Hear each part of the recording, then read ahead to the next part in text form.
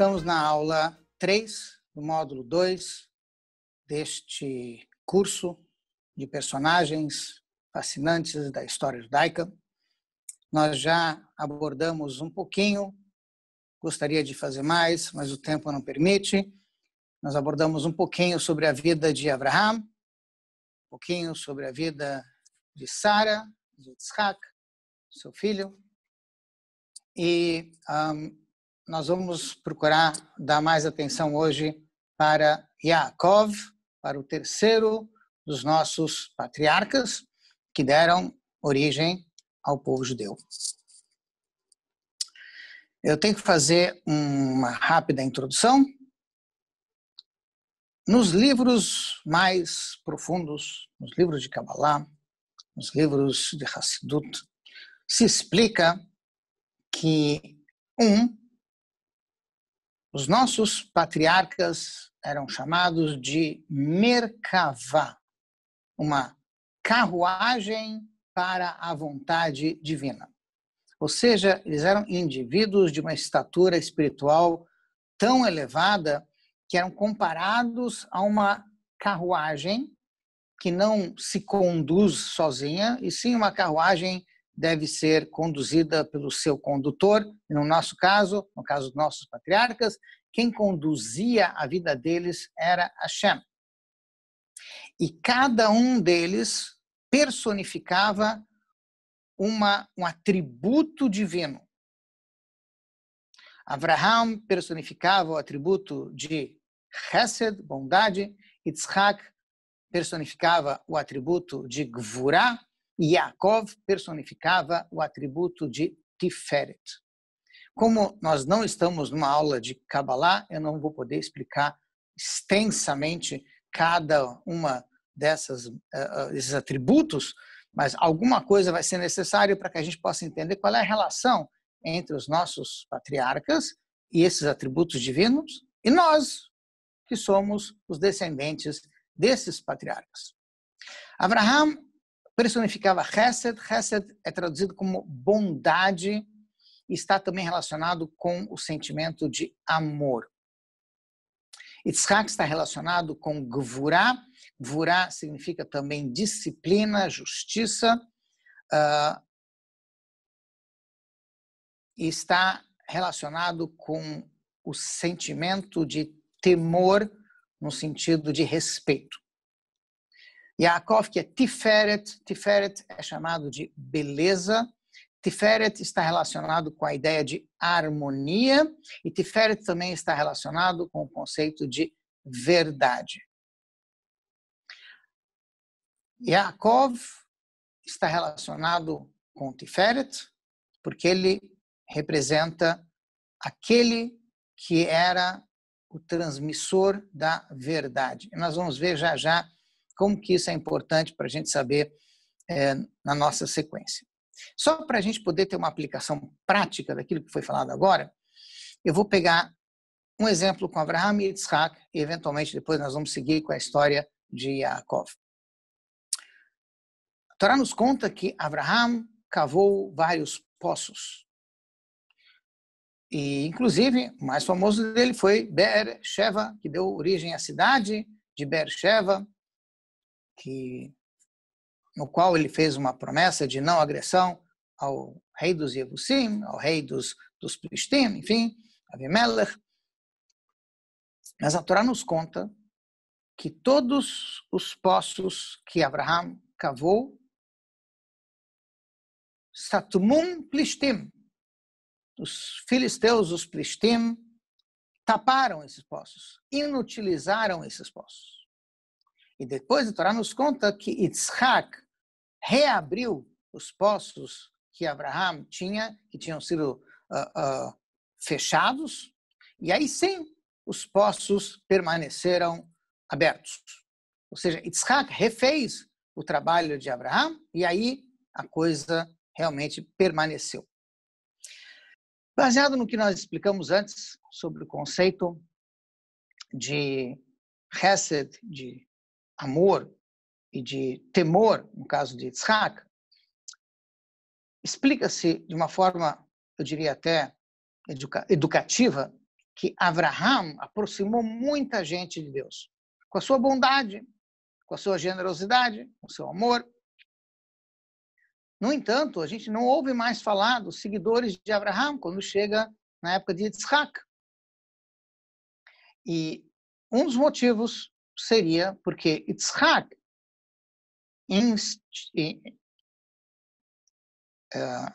instigava as pessoas a agirem com mais rigor. Yitzhak era mais rigoroso do que Abraham. Abraham, mal traduzindo, seria o bonzinho e Yitzhak seria o disciplinador. Como Yitzhak cobrava mais das pessoas em termos de comportamento, obviamente as pessoas, aquele povo todo que estava com Abraham não necessariamente permaneceu com Yitzhak, só aqueles que estavam dispostos a seguir rigorosamente as orientações de Yitzhak. E com isso a gente entende também esse episódio dos poços, como está explicado em vários livros, que a ideia de que Abraham cavou poços significa que ele tinha uma fonte, a fonte da fé em Deus. Ele foi aquele que abriu a fonte da fé em Deus para muitas pessoas. No entanto, os Plishtim taparam esses poços. Nós explicamos anteriormente que Plishtim, a palavra Plishtim, filisteus, significa também aqueles que são os invasores, Polesh, que teriam invadido a terra de Israel. Outra explicação de Plishtim, que está relacionado também com a palavra Polesh, seria de que eles são muito abertos. Mavoi Mefulash seria uma espécie de condomínio aberto, onde tem entrada e saída, e não condomínio fechado, como a gente conhece. Essa expressão significa que a abertura de Abraham foi o que tapou os poços. Ou seja, no sentido espiritual, a Torá não precisa de contar, e teoricamente, que diferença faz na minha vida eu saber se os poços foram tapados ou não foram tapados? E sim, a ideia aqui não é apenas de transmitir a história, e sim de transmitir uma lição muito importante. Quando você é muito bonzinho, quando você é muito amoroso e apenas bonzinho nesse sentido, é possível que toda essa bondade acabe se perdendo. Ou seja, as pessoas, no momento que não havia mais essa bondade, largavam tudo, como aconteceu com Abraham. Mas é preciso introduzir também um pouco de disciplina, como Yitzhak, que representa a ideia de temor e respeito, e aí quando se introduz disciplina, as fontes, ou seja, a fé que estava sendo espalhada através de Abraham e de Yitzhak, podem continuar a ser espalhadas. E aí você vai ter o terceiro atributo divino, que é o de Tiferet, de beleza, de Emet, de verdade, que vai ser personificado por Yaakov. Vamos ver agora como é que Yaakov personifica na sua vida, no seu dia a dia, essa atitude, esse atributo divino de verdade, de harmonia. Como nós estudamos na aula anterior,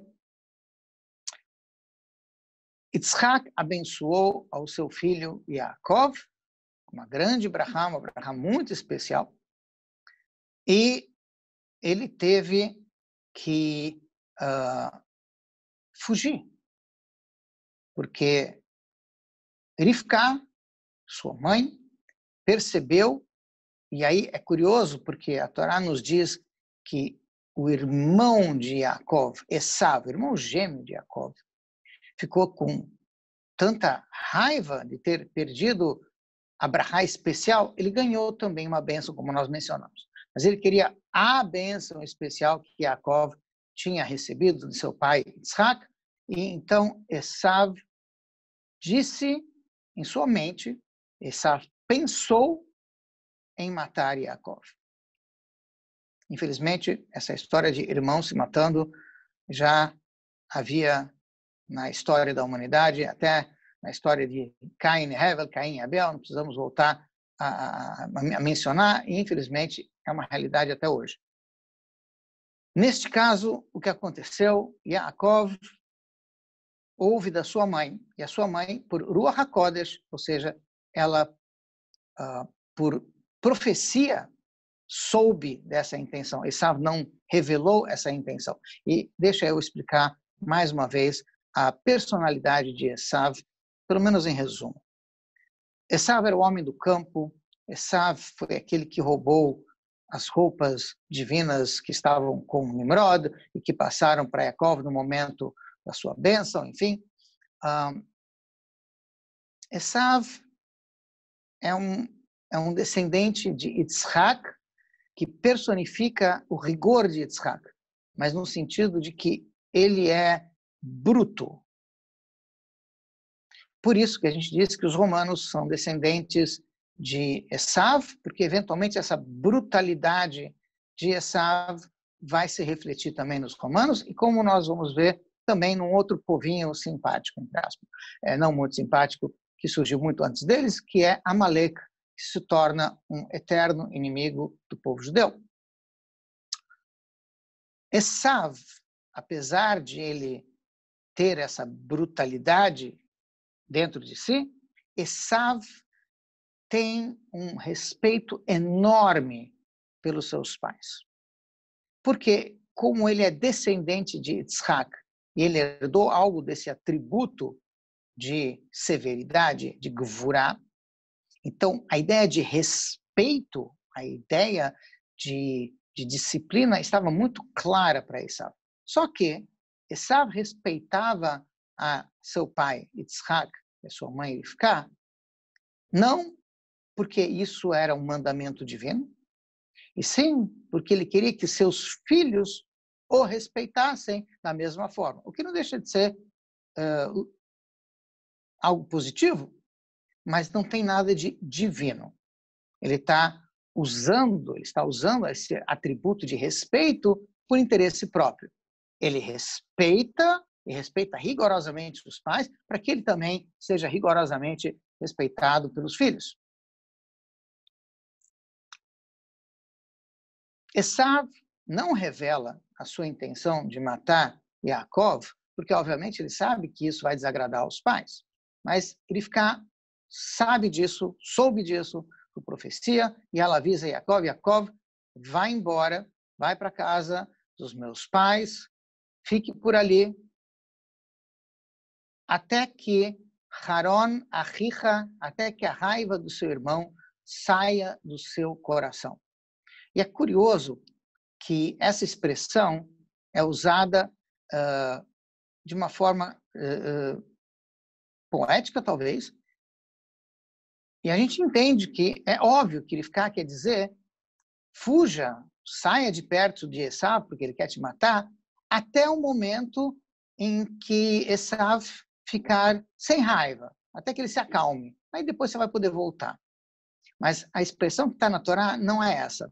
A expressão que está na Torá é até que a raiva do seu irmão saia do seu coração. E aqui encontramos uma lição sutil, mas muito importante. Quando uma pessoa tem um sentimento em relação a outra pessoa, isso reflete. E por mais que, obviamente, Yaakov não tinha motivos para querer mal ao seu irmão Esav, mas o fato de saber que Esav queria matá-lo criava já um sentimento negativo de Yaakov em relação a Esav. Ele fica muito sabiamente, lhe disse de uma forma sutil: saiba que quando você conseguir tirar do seu coração qualquer sentimento contra o seu irmão, isso também vai sair do coração dele. Que é algo muito profundo e que a gente teria que estudar numa outra ocasião, porque agora a gente tem que tratar da história. Então, vamos para frente. Yaakov sai da casa de Yitzhak. Vamos fazer um rápido apanhado histórico.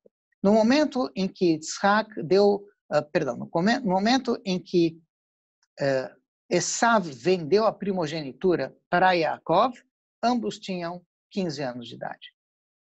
No momento que Yitzhak deu a sua bênção para Yaakov e depois para Esav, passaram-se 48 anos. Esav já estava casado, já tinha filhos. Yaakov ainda não tinha casado. Ainda não tinha encontrado alguém à sua altura com quem casar. E Yaakov, então, a conselho da mãe e com o consentimento do pai, vai em busca de uma esposa em Haran. Só que antes de ir para Haran, a Torá nos conta, nas entrelinhas, que Jacó ficou 14 anos naquela mesma yeshiva que tinha sido frequentada por seus ancestrais, por Abraham e por Isaac, que estava em Shalem, na cidade no lado baixo de Jerusalém. Então, 14 anos Jacó ficou na yeshiva de Shem Ve'ever, estudando Torá como seus pais, e como ele também, ele era o homem das tendas, o homem que estudava Torá, e só depois ele vai para Haran. O Midrash nos conta de um encontro no meio do caminho entre Elifaz, filho de Esav, com Yaakov. E Elifaz foi criado na casa de Yitzhak, mas era filho de Esav. Elifaz diz para Yaakov: meu pai me mandou aqui secretamente para lhe matar. Por outro lado, eu aprendi na casa do vovô, na casa de Yitzhak, que não se mata. Como eu faço? Eu aprendi com meu pai que é muito importante respeitar os pais, como ele sabe.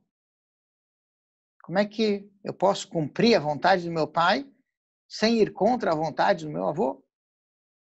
E Yaakov diz para Esav, para Elifaz, saiba que nos ensinamentos divinos consta que uma pessoa, no momento em que ela perde todas as suas posses, naquele momento é como se ela estivesse morta.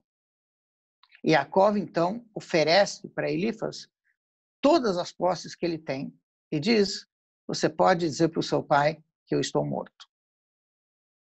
E assim, Yaakov vai para Yeshiva, fica 14 anos na Yeshiva e depois chega em Haran, no lugar onde mora o seu tio, o irmão da sua mãe, Lavan. Ao chegar em Haran, ele lembra-se de que seu avô, Abraham, mandou também um homem de confiança, Eliezer, para buscar uma esposa em Haran. E aonde ele foi encontrar essa esposa? Nos poços que ficavam fora da cidade de Haran. E Yaakov, então, esperou ali, porque ele imaginava que ali também ele iria encontrar a sua esposa. Dito e feito. Yaakov, eventualmente, vai encontrar Rachel, a filha mais nova de Lavan, levando o rebanho para o poço. E aí nós vamos ter uma pequena curiosidade, se vê que um monte de pastores estavam lá esperando em volta do poço, Rachel também, ainda não era o final do dia, e aí ele pergunta, afinal de contas, o dia ainda não acabou, por que está todo mundo aqui? Parece que já acabou o expediente. E aí eles explicam, não, esse poço tem uma pedra muito grande em cima dele, e para poder tirar essa pedra, para que ninguém mais possa usar esse poço, a gente tem que juntar todos os pastores, e aí só a gente consegue tirar a pedra e servir o rebanho. Yaakov vê que Rachel está predestinada a ser sua esposa, e ele imediatamente diz, por ela eu vou abrir esse poço. E ele sozinho tira a pedra. Rachel, então, pode dar de beber ao seu rebanho. E aí, então, Yaakov é convidado para a casa de Rachel, Lavan o convida. Nós vamos ter uns episódios bastante curiosos. Por quê? Yaakov, ele fica na casa do seu tio durante um tempo, durante um mês, enfim. E o tio diz, ajude aqui com o rebanho, e ele ajuda a pastorear o rebanho. Afinal de contas, seu tio Lavan não tinha filhos, ele só tinha filhas. Ele tinha duas filhas, Rachel, a mais nova, e Leá, que era a filha mais velha. O nome Lavan, em hebraico, significa branco. Talvez numa tradução um pouquinho mais correta, Lavan seria uma raposa vestida com pele de carneiro. Por isso que ele era branco por fora. Era uma pessoa extremamente maliciosa e que enganosa.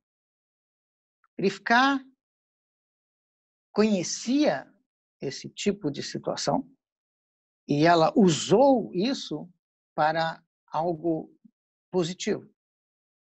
Ela sabia que a brachá, a bênção de Yitzhak, deveria ir para Yaakov e ela usou seu conhecimento dessa, vamos chamar assim, enganação, e ela veste Yaakov com as roupas e com a pele, vamos chamar assim, com o cabelo de Esaú.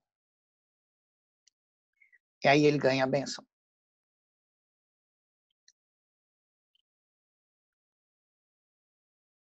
Yaakov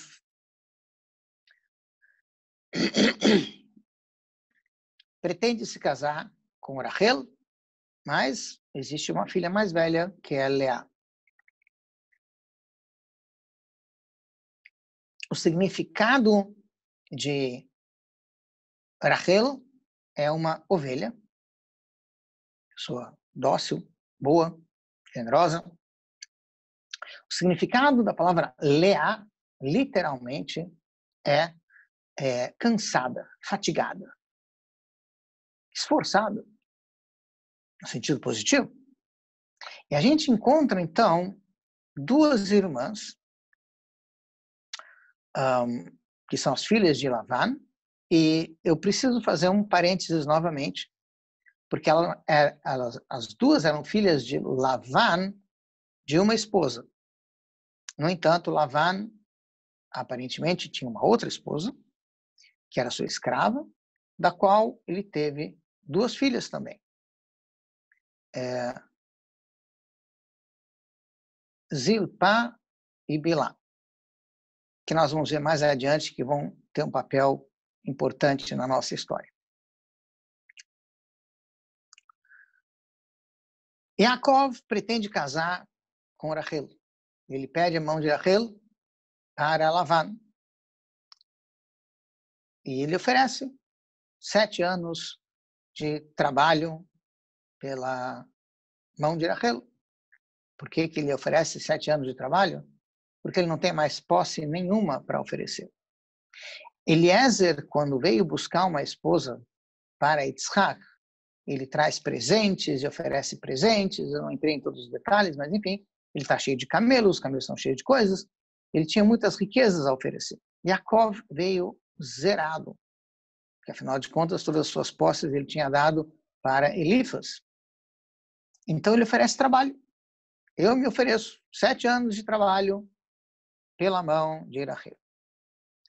Como Rachel sabia da natureza, do caráter do seu pai, e é muito curioso que na história dos nossos patriarcas, todas as matriarcas têm uma personalidade muito forte. Sara sabe o que quer e tem horas que ela confronta Abraão e diz, não, isso está errado, isso faz mal para o nosso filho. Rivka sabe o que quer muito bem e ela também toma as providências para que Yaakov receba aquilo que é de seu direito.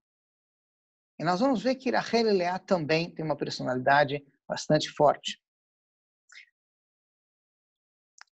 Como o casamento de Yaakov com Rachel já estava fechado, Yaakov e Rachel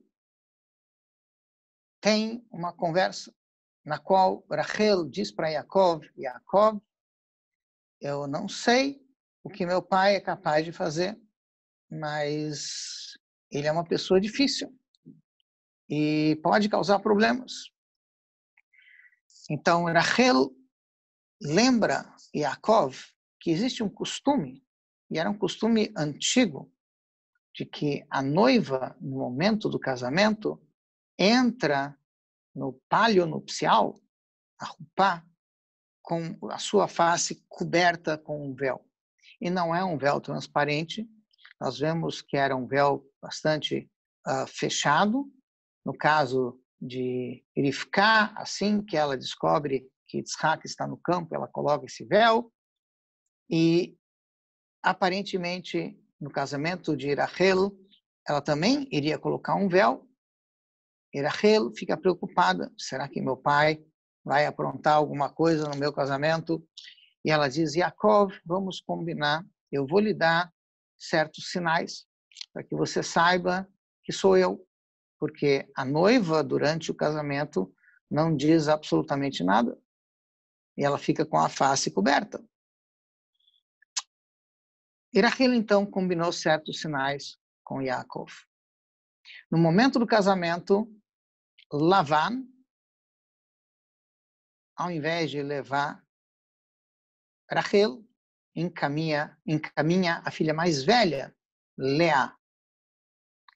Leá é chamada de a esforçada, a fatigada, mas tem também um aspecto talvez mais profundo que o Midrash nos revela, que é o seguinte. Rivká e Lavan são irmãos. Rivká teve 2 filhos. Lavan teve 2 filhas. E as pessoas viviam dizendo, o mais velho para a mais velha e o mais novo para a mais nova. Rachel ficou apavorada. Perdão, Leá ficou apavorada. O filho mais velho de Yitzhak era Esav. A fama de Esav, como homem bruto, já tinha chegado até Haran. Ele estava desesperada. Eu vou me casar com um homem bruto como Esav? Motivo pelo qual ela chorou muito. E os olhos de Leá não eram tão belos como os olhos de Rachel. Um dos motivos pelo qual ela é chamada de fatigada. Ela cansou de chorar. Muito bem. Lavan resolve que quem vai casar é a Leá e não a Rachel. Quando a Rachel soube que a irmã iria ser colocada no seu lugar, ela não quis envergonhar a irmã e ela disse para a irmã tudo que ela tinha combinado com Yaakov. De modo que, quando Leá entrou na Rupá, no palio nupcial, no casamento com Yaakov, Yaakov estava crente de que ele estava casando com Rachel, e no dia seguinte ele descobre que Rachel não é Rachel, Rachel é Leá. E ele demanda do seu sogro, você me enganou? Você me deu a sua filha mais velha, não a mais nova? E Lavan, como a gente vai ver mais adiante, com a sua malícia, ele diz, mas o costume aqui é que nunca vai se dar a filha mais nova em casamento antes da mais velha. Como quem diz, esse é o costume. Ele está apenas seguindo o costume. E Yaakov, então, oferece mais 7 anos de trabalho para se casar com Rachel. E Lavan, obviamente, aceita. E depois de passado uma semana do Sheva Brachot, do casamento com Leá, Yaakov casa com Rachel. Vejam, existem inúmeras questões nesse caso, nessa situação que a gente está. Uma delas é o fato de Yaakov ter casado com 2 irmãs, que é uma questão bastante delicada. Vários dos comentários da Torá nos dão soluções, o porquê seria permitido para Yaakov, neste caso, ter casado com 2 irmãs. Eu não vou entrar aqui no mérito da questão, porque ela é muito extensa. O que eu posso apenas resumir é que é possível que fora de Israel os patriarcas não cumpriam essas mitzvot da forma como eles cumpriam em Israel. Essa é uma das explicações. Existem outras. A questão é que as 2 estavam predestinadas a serem as matriarcas do povo de Israel e, eventualmente, foi o que aconteceu. As 2 se casaram com Yaakov. Outra lição importante que a gente aprende desse episódio é que Rachel fez questão de não envergonhar a irmã em público. E a gente vai ver como isso vai ser importante para o povo de Israel no futuro. séculos depois.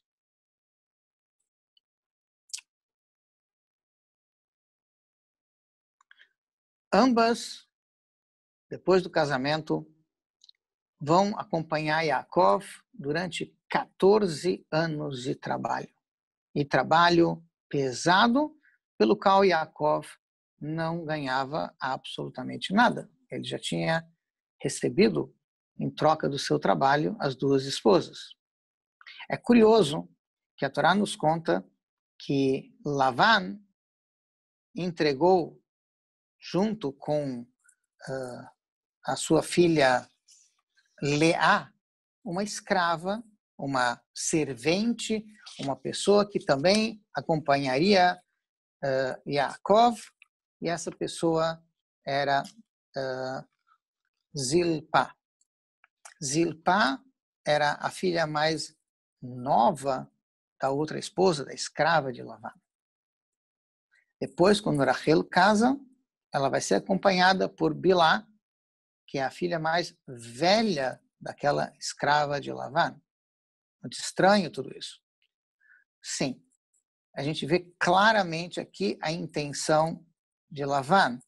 Lavan entrega a escrava, por assim dizer, a serva mais velha, mais nova, para a filha mais velha, para que Yaakov pense que essa é a mais nova, e vice-versa. Se vocês têm a apostila em mãos, na última página da apostila tem uma pequena curiosidade que eu acho que é interessante, enfim, consta em alguns livros e tem alguma coisa a ver com o nosso país. Nos escritos do Arizal, o grande cabalista Arizal, ele explica que tem uma frase na Torá um pouco difícil de entender, a não ser que você olhe pelo lado mais cabalístico, o mais profundo. A frase é uma referência à terra de Israel.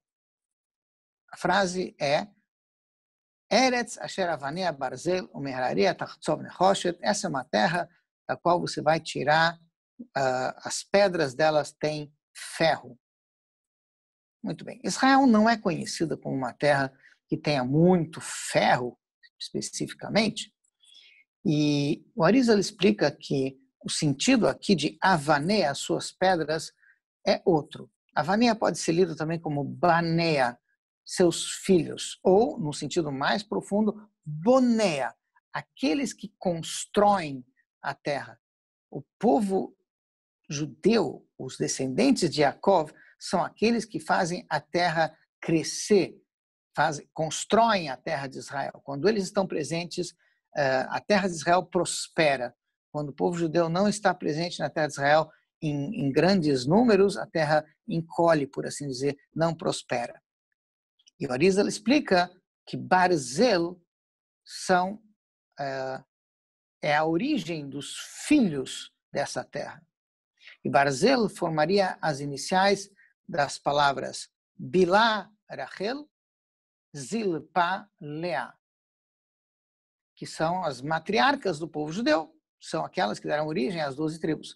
Só que a gente apenas menciona Rachel, porque Bilá era aquela que estava sob Rachel, era a escrava ou a serva de Rachel, e ela deu filhos a Rachel. Vejam bem o protótipo que a gente tem aqui, o modelo que a gente tem é o modelo de Abraham. Abraham, quando ele não pode ter filhos com Sara, Sara lhe oferece Hagar e diz, essa é aquela que está a meu serviço, se você tiver filhos com elas, é como se você tivesse filhos comigo. E esse modelo vai se perpetuar com Yaakov também. Rachel, em algum momento, não vai poder ter filhos, e ela vai ter filhos através de Bilá. Leá vai ter a sua serva Zilpá. Então, Barzel, Bilá, Rachel, Zilpá, Leá. E quando Rachel não consegue mais ter filhos, ela então lhe dá a Yaakov, Zilpá, para que tenha filhos com ela. Muito bem. A curiosidade é que Rabino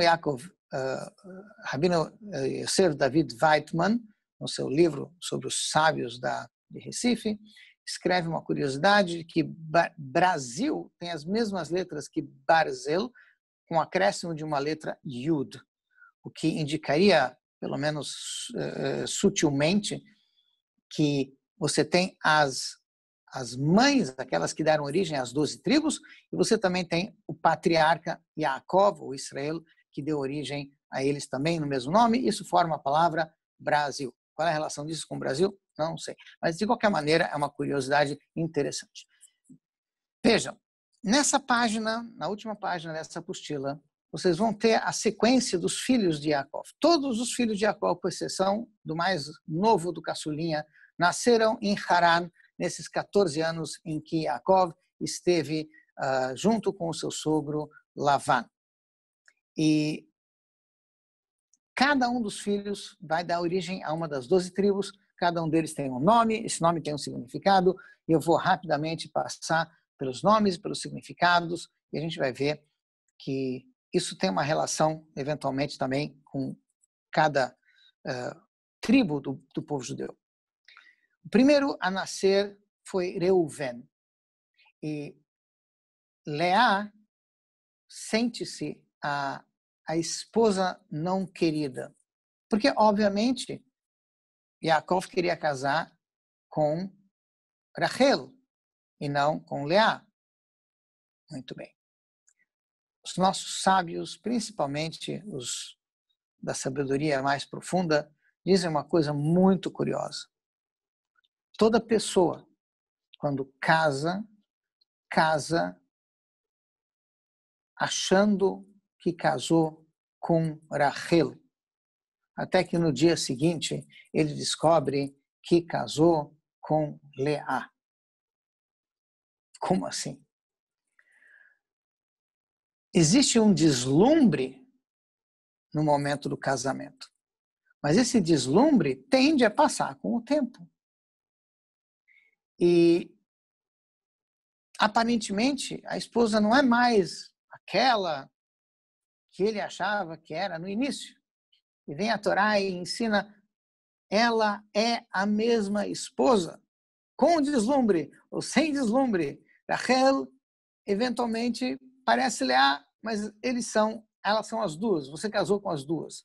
Ou seja, toda pessoa tem os seus momentos de deslumbre e seus momentos em que a gente cai na rotina, onde as coisas parecem não tão belas como eram no seu sonho original. Leá tem os filhos primeiro e ela diz, Hashem me compensou. Hashem viu que eu estava numa situação de desvantagem em relação à minha irmã e Hashem me compensou. Então, o primeiro filho dela é Reuven. Vejam o meu filho. Mas ela traduz isso como Hashem viu minha aflição, por isso me deu um filho. Aí ela tem um segundo filho. Esse filho chama-se Shimon. Shimon tem a ver com lishmoa, ouvir. Hashem ouviu as minhas preces e viu que eu ainda não era querida e me deu mais uma compensação, mais um filho. E aí, então, ela tem um terceiro filho. Esse filho é Levi. Levi vai se tornar uma tribo importante. Dela vai sair Moshe Rabbeinu, Aharon, enfim. O nome Levi significa acompanhante. E Leia chama esse terceiro filho de Levi porque agora meu marido vai me acompanhar. Sim, porque são 3 filhos, realmente essa esposa é uma esposa que está mais, merece mais atenção, precisaria de mais atenção da parte de Jacob. Um dos sábios explica de uma forma bastante curiosa que Levi foi chamado de Levi, e que significa agora meu marido vai ter que me acompanhar. Por quê? Por que agora ele teria que acompanhar e antes não? O que mudou? E isso nos dá uma ideia de como foi importante a invenção do carrinho de bebê. Sim. Sim. Veja bem, enquanto Leá tinha um filho só, ela dava conta. Ela levava ele no braço direito. Mas logo depois ela teve mais um filho. E ela carregava um no direito e um no esquerdo. E aí, quando ela teve o terceiro filho, não teve mais jeito.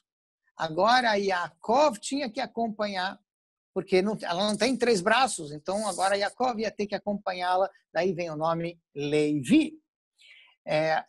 Ao mesmo tempo, Levi também significa aquele que acompanha o templo de Deus. É curioso, e é importante também a gente saber, que hoje em dia a gente não tem uma noção muito clara de qual é a nossa tribo, exceto pelos Leviim e Koanim. E eu vou voltar a isso daqui a pouquinho, quando a gente terminar a lista dos filhos. Muito bem. Aí, finalmente, Leá teve o 4º filho. Esse 4º filho ela chama de Yehudá. E o nome Yehudá significa agora ode et Hashem. Agora posso agradecer a Deus. Agora eu reconheço a grandeza de Deus. Vejam, na prática, o que o Midrash nos ajuda a entender é que, assim como Sara e assim como Rivka, as nossas patriarcas eram profetisas. E Leia sabia, por profecia, que Yaakov estava destinado a ter 12 filhos, o que dá uma média de 3 filhos por esposa. E ela já tinha tido os seus 3 filhos. Ela não esperava ter mais um filho. Isso estava, entre aspas, além da sua cota. E quando ela teve o 4º filho, ela falou, puxa, Hashem, você está sendo tão bom comigo, mais do que eu mereço. E aí ela agradece a Deus. E daí vem o nome Yehudá. E para nós isso é muito importante, porque todo o povo judeu hoje é chamado de Yehudi, aquele que está ligado com Yehudá, o que significa que o nome judeu significa aquele que agradece a Deus, aquele que reconhece a Deus. E essa é, no fundo, a função do povo judeu. Como que o nome Yehudá passou a ser o nome de todo o povo? Um pouquinho mais adiante a gente vai ver. Mas é importante saber que esse é o significado. O nome judeu significa aquele que reconhece, aquele que agradece a Deus. E essa é a função do judeu, de agradecer e reconhecer a Deus no seu dia a dia. Nesse ponto, a Torá nos conta que Leá parou de ter filhos. Rachel, quando viu que ela não podia ter filhos, ela fez como a matriarca Sara e disse para Yaakov, então pegue a minha serva Bilá e tenha um filho com ela. E aí então Bilá tem um filho, ele é Dan, o 5º filho. Dan significa julgou, Hashem me julgou, assim disse Rachel, e decidiu que eu mereço também, através da minha serva, ter uma descendência. Bilá teve mais um filho com Yaakov, Naftali. Esse nome é um nome difícil de traduzir, quer dizer estar junto, estar próximo, rezar. E o sentido é, eu estava concorrendo, por assim dizer, estava muito próximo da minha irmã, e Hashem atendeu às minhas preces e me deu mais um filho através de Bilá, da minha serva Bilá. Muito bem. Quando Leia viu que ela também parou de ter filhos, ela resolveu fazer o mesmo que a irmã, e o mesmo que a matriarca Sara, e ela então deu a Yaakov Zilpá para que tivesse filhos com ela. Como a gente já disse antes, ela sabia do futuro, da necessidade do povo judeu ser descendente de 12 tribos. Zilpá deu um filho a Yaakov, que Leá chamou de Gad. Isso é uma fortuna, isso é uma boa sorte que veio a nós, Bagad, e aí então o nome Gad tornou-se o nome desse 7º filho de Yaakov. Zilpá novamente engravidou e, como Leia, através de Zilpá, tinha agora 6 filhos, 4 dela e 2 através da escrava, de serva, enfim. Ela diz, esse filho é o Asher. As pessoas vão dizer como eu sou feliz. Eu tenho a metade das tribos. 6 das tribos descendem de mim. E daí vem o nome Asher. Muito bem. Nós temos um episódio muito curioso que a Torá nos conta de que Reuven vai ao campo. Reuven é o filho mais velho, primogênito, vai ao campo e ele colhe dudaim. Dudaim é um tipo de planta, é um tipo de flores. Em alguns lugares chamam isso, ou pelo menos em algumas traduções, chamam isso de mandrágoras, que é um tipo de tubérculo, enfim. O que dizem é que esse tubérculo tem a propriedade de ajudar aquelas que são inférteis a ter filhos. Quando Rachel ouve que Reuven tem dudaim, ela fala, eu preciso de dudaim. Eu não consigo ter filhos. Quem sabe, com os dudaim, eu vou poder ter filhos. Dudaim tem alguma coisa a ver com amor, porque dudaim, dodi, significa dodi é meu querido, meu amado, enfim, seria alguma coisa afrodisíaca, enfim, algo que propiciaria Rachel a ter filhos. E aí então Leá diz, já não basta que você tem o carinho, vamos chamar assim, a atenção de Yaakov, mais do que eu talvez, num certo sentido, você ainda quer as flores, ou enfim, aquilo que meu filho colheu. Aí Rachel diz, eu preciso. E se isso lhe incomoda, eu lhe dou a minha vez com Yaakov. Eles tinham um cronograma, onde cada noite uma das esposas tinha uma certa noite de direito de estadia com Yaakov, e aí então Rachel abriu mão da sua estadia com Yaakov e deu o direito a Leá. E Leá então vai ao encontro de Yaakov e engravida. Para surpresa de Leá, que já não tinha filhos há muito tempo. E Leá então chama esse filho de Issachar, recompensa. Hashem me recompensou, porque eu quis ter filhos com Yaakov, tive através da Zilpá, e agora Hashem me deu o privilégio de ter filhos de novo.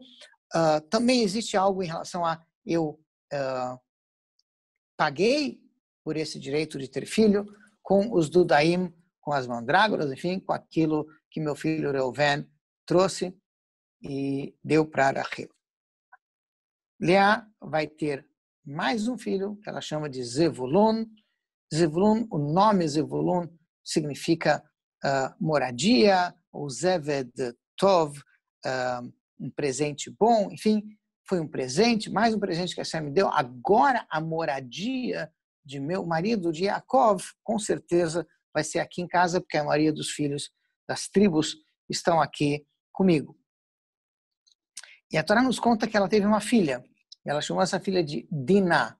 Diná também tem a ver com justiça, com din, com julgamento. E o Midrash, o Talmud, nos conta que quando Leá viu que ela estava grávida e a sua irmã, Rachel, não tinha tido nenhum filho, ela ficou preocupada. Afinal de contas, todas as 2 servas tiveram 2 filhos. Se eu tiver mais um filho, minha irmã só vai ter direito a ter 1. Vai ser menos do que as servas. Isso é uma vergonha para ela. E ela pede a Deus Hashem, por favor, faça com que eu não tenha um filho, e sim uma filha. Hashem julgou isso correto e lhe deu uma filha, que ela passa a chamar de Diná. Muito bem. Como resultado desse pedido também de Leia, finalmente Rachel engravida e dá à luz a um filho, que ela chama de Yosef. Yosef, ela traduz como Asaf Elokim et Herpati, Deus escondeu, juntou a minha vergonha. O comentário clássico da Torá dá uma explicação muito curiosa para esse nome. Primeiro, ela diz, a minha vergonha agora foi escondida. E Urashi explica como assim escondida. É porque antes, quando acontecia alguma coisa na casa de Rachel, a culpa era de Rachel. Agora, se acontecer alguma coisa, quebrou um vaso, enfim, não, foi o filho dela, foi o Yosef, não foi ela. Então, a vergonha agora foi para lá. Tá. A tradução mais correta do nome Yosef, que quer dizer acrescentar, é um pedido que Rachel faz assim que ele nasce. Hashem, acrescente-me, por favor, mais um filho.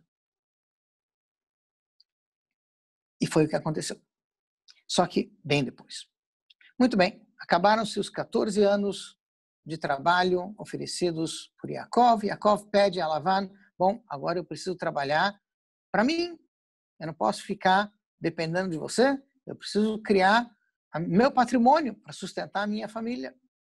E ele combina com Lavan um esquema onde todas as ovelhas e cabritos, malhados, pintados, etc., serão dele, enquanto que as outras serão de Lavan. Esse episódio merece um pouquinho mais de atenção, mas eu vou resumir. Yaakov tira todas as ovelhas e cabritos brancos do seu rebanho. Perdão, tira todos os malhados, os pintados do seu rebanho e entrega para Lavan.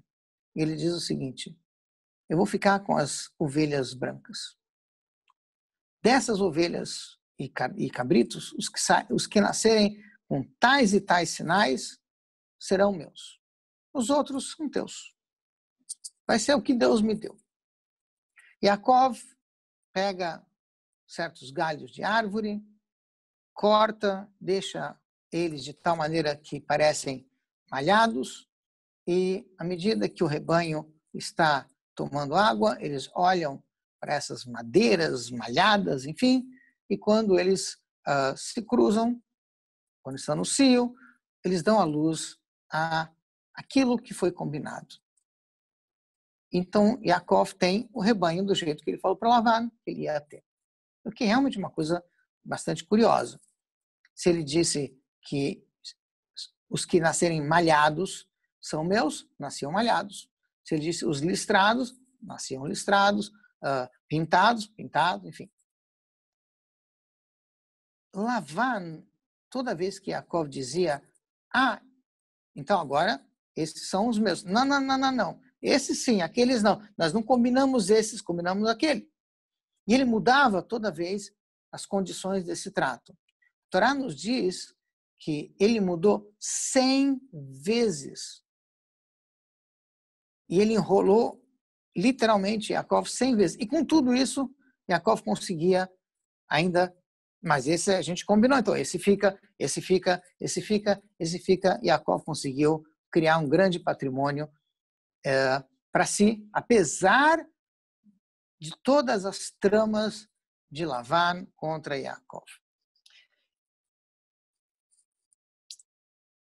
Yaakov recebe uma mensagem, está na hora de voltar para casa, e ele se reúne com suas esposas no campo e diz,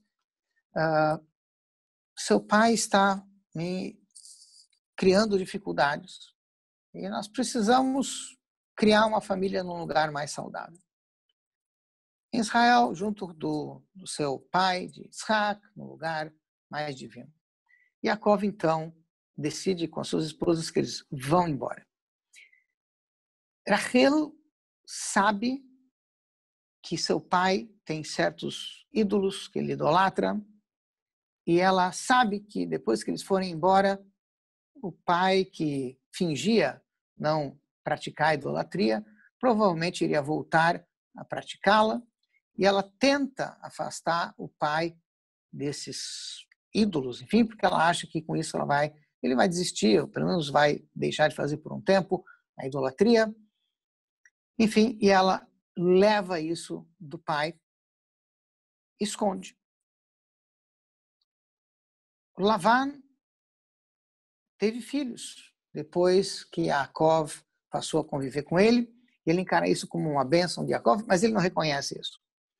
E ele então vai perseguir Yaakov quando Yaakov sai com a sua família, porque Yaakov saiu sem avisar, porque ele sabia que se ele avisasse, Lavan ia criar uma série de empecilhos e eles não iam conseguir sair de lá. Muito bem, a família de Yaakov está andando devagarzinho, os filhos de Lavan estão perseguindo correndo a toda, e eles acabam se encontrando num determinado lugar, onde tem uma montanha, enfim. E Deus aparece para Lavan e diz, não faça nenhum mal a Yaakov. Lavan então diz, você está querendo roubar minhas filhas, levá-las embora, o que você está fazendo? Eu teria feito uma festa de despedida. E Yaakov diz, não, você já me enganou várias vezes.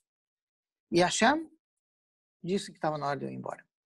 E Lavan admite que sim, eu sei, Deus também me disse para não lhe fazer nenhum mal.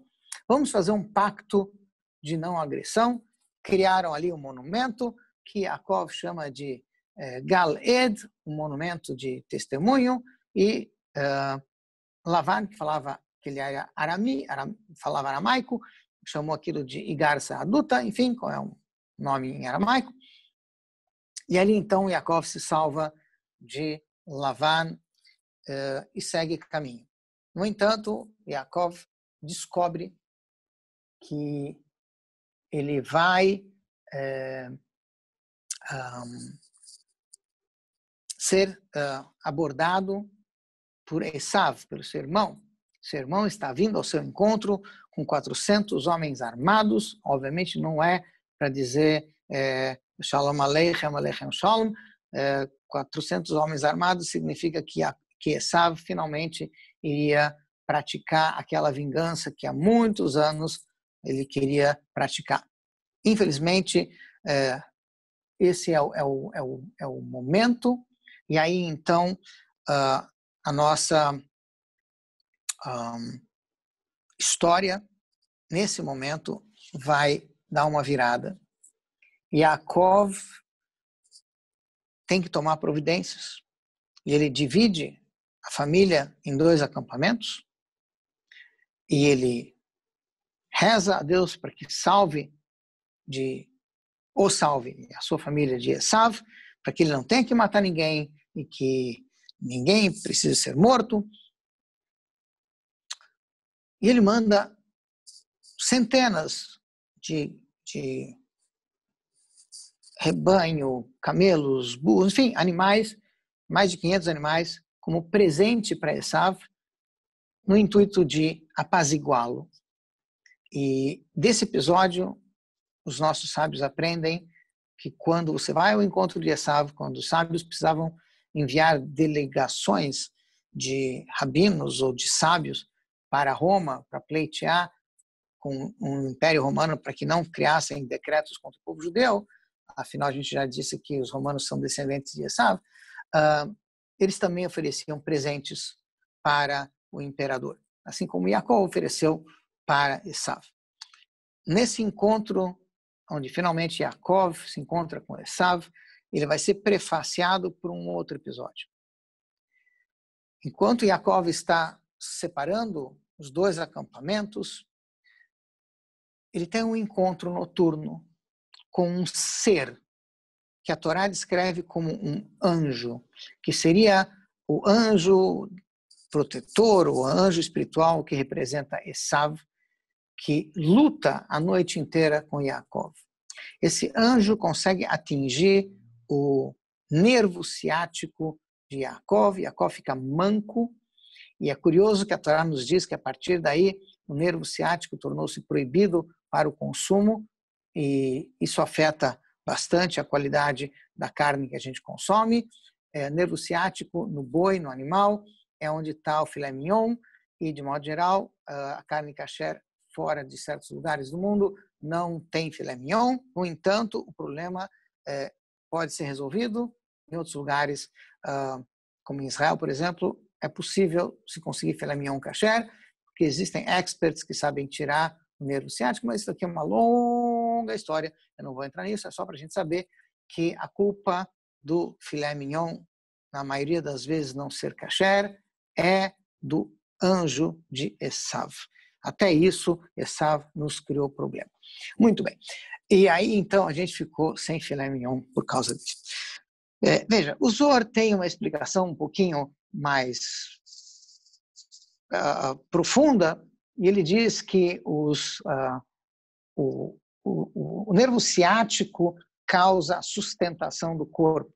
E realmente, Jacó ficou manco por um tempo, depois Deus o curou com o sol da manhã, enfim, mas Jacó não soltou o anjo, conseguiu segurá-lo, conseguiu fazer com que o anjo admitisse que as bênçãos pertencem a Jacó, e o anjo, então, não consegue sair. E Jacó diz para ele, você não sai daqui enquanto não me der uma bênção. E o anjo diz, sim, eu vou lhe dar uma bênção. Seu nome, de agora em diante, vai ser Israel. Não Yaakov, Israel. Que Saritem Eloquim Vatuchal. Você conseguiu vencer os poderosos, até o anjo de Esav você venceu. E você conseguiu, então, se sobrepor até a esse tipo de empecilho. Isso foi um sinal para que Jacó soubesse que nesse encontro com Esav, ele não ia sofrer, realmente não sofreu, nesse encontro com Esav, onde Esav pretendia, Deus nos livre, fazer o mal, os dois acabam se abraçando, e Esav acaba se despedindo de Jacó, deixa Jacó em paz, e Jacó, então, segue o seu caminho.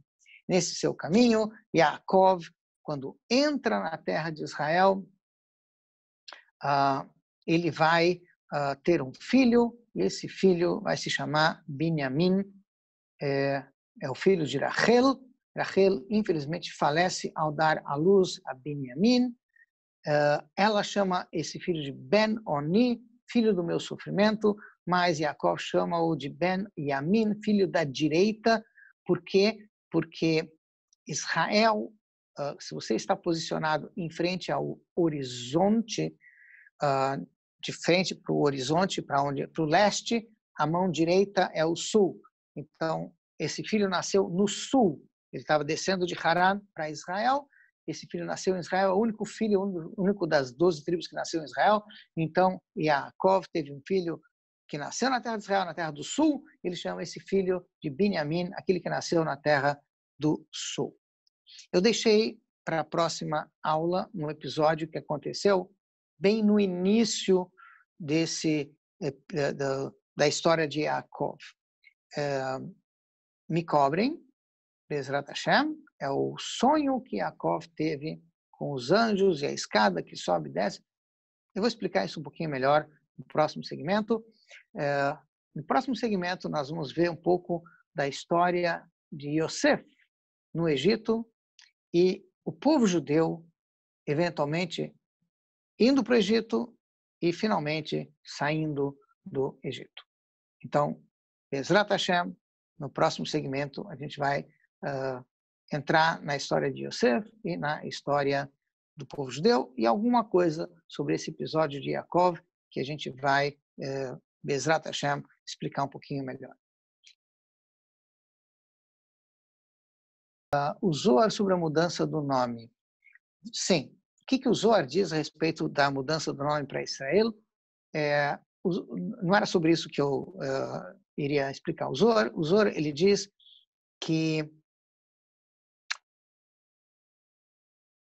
Yaakov foi atingido no seu quadril, porque mesmo no futuro, o povo judeu seria atingido nos Tamchei Deoraita.